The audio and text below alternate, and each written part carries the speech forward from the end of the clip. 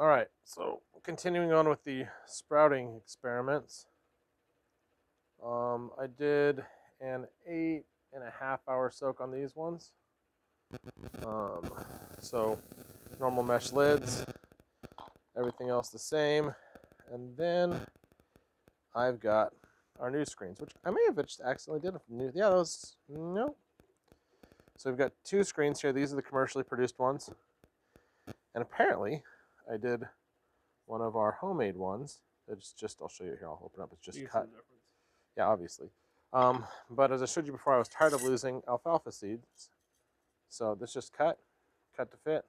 Nothing crazy. Trace the lid with a thing, marker, and cut it out with the scissors. And well, let's see how it goes. No issue whatsoever. Love it. And I don't lose any tiny seeds. So round one is a win. I'll take that. And we're just going to let them go here and soak. Pour out the rest of these ones and water everybody else with it. These ones look thirsty.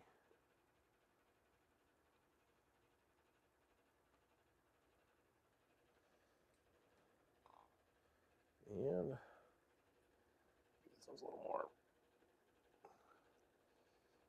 There we go. And who else?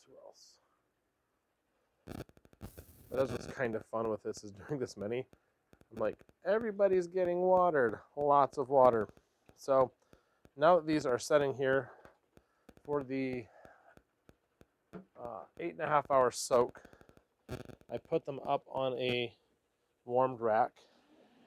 So these guys are now going to go down south here onto a non-heated rack.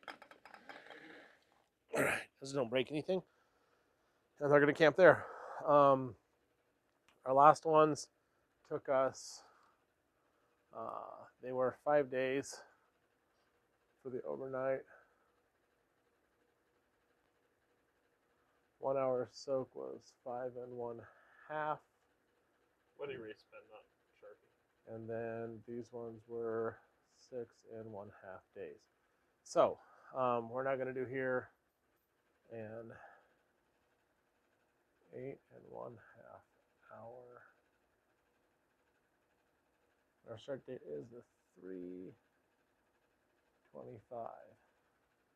So it's how I cheat and keep some easy, simple notes while I'm working.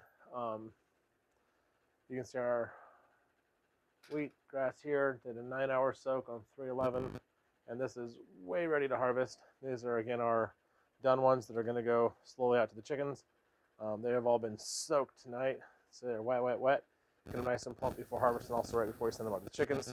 So that's pretty much that. We've got some fun chains I'm walking on that we'll show you what's going on with that tomorrow. I think we prefaced some and yeah, work some. Oh, here's the other one. This is our other homemade mesh one. I knew it was hiding somewhere. I didn't think I did. Second from the right. Yeah, that one looks good. So we'll just dump it off here. Let us know if the audio is a little funky here. We're testing out some new methods. Hopefully you're getting two different sides, unlike the car or none. The car video where you got just nothing from the camera audio there. So one thing I've noticed with doing the soak is I get a lot of dirty water out the first rinse. Meh. When I do just a regular quick rinse, they don't come nearly off that. But if you look here versus our starting seeds, I'm going to come here. I'm going to pull this here.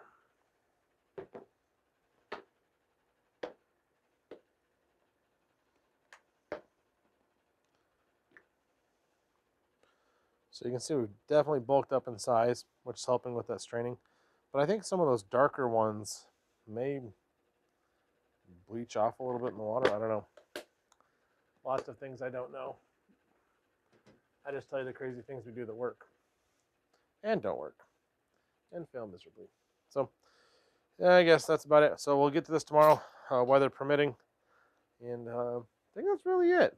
It's a mess in here, but it's lots of things coming. Got a call from the tractor company that we were talking about. They're coming in tomorrow, so Hopefully we'll have some videos on that coming up here pretty quick. I was gonna see if I could tell you it's where the stainless is, but I'll have to look it up for you. But if you want, this is the way it comes. I cut a couple holes out, and they worked great so far. So I think I'm gonna cut them a bunch more. It's much more cost effective.